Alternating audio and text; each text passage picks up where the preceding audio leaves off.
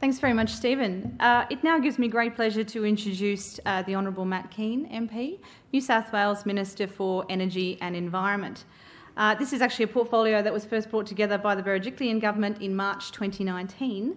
In his role as Energy Environment Minister, the Minister is also really keen to ensure that the community has both access to energy that is affordable and reliable, but also which is tackling climate change as well. Prior to entering politics, the Minister, as a chartered accountant, also worked for PwC, so he is amongst friends from the finance community, it would be fair to say. So please join me in welcoming Minister Matthew Kean. Thanks.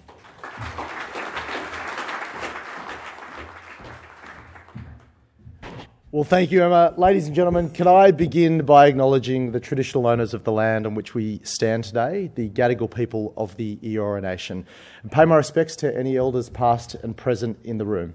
Can I also acknowledge that the land we're standing on was, is, and always will be Aboriginal land. I'd like to congratulate the IGCC for choosing Sydney for this year's summit, because it's the right venue at the right time for the right reasons. Because here in New South Wales, we have a government that is pro-business and pro-investment. We know that it's business which generates jobs and growth. We understand that investment creates innovation, which in turn lifts our standard of living.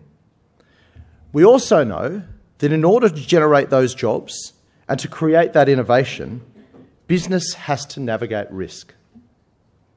Risk is the business of business. Changes to the Earth's climate are being rapidly accelerated by human activity, and this change poses a material risk to our prosperity and to our way of life. Now, responding to climate change isn't greenwashing, as some critics allege. It's prudent management for business and for government alike.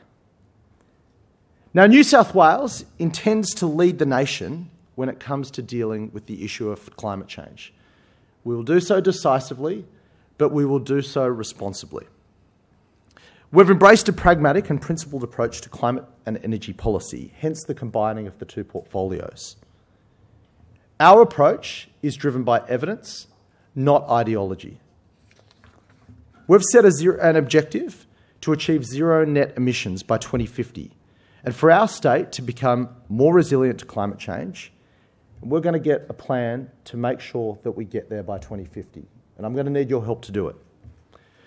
We've created a framework focused on system planning, the creation of clear signals for efficient investment, the right combination of engineering and economics, coupled with a healthy dose of pragmatism and common sense.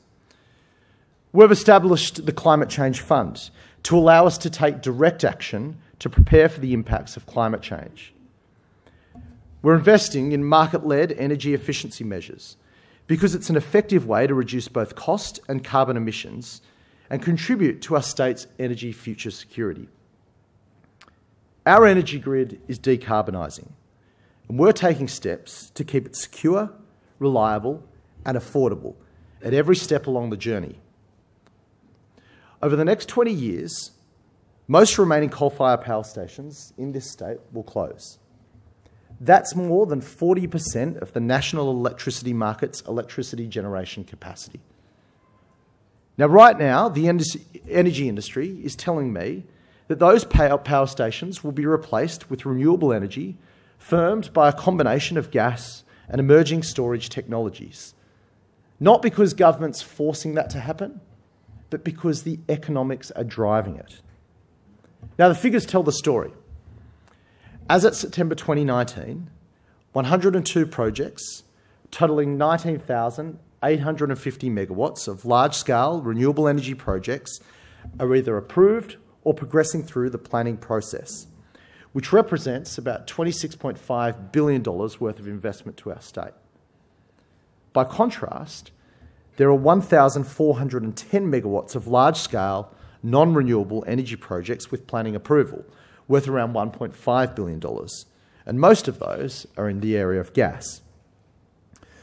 So the government is fast-tracking 4 priority transmission projects to minimise the risks to energy security with the closure of the Liddell coal-fired power station.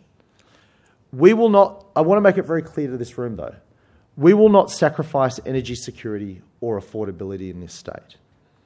We do not need to jeopardise our competitiveness or our standard of living in order to respond to the challenges that we face.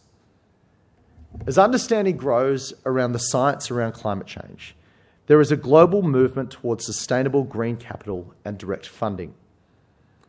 The Climate Bonds Initiative expects global green bond issuances to grow to a record $250 billion this year, up from $150 billion last year.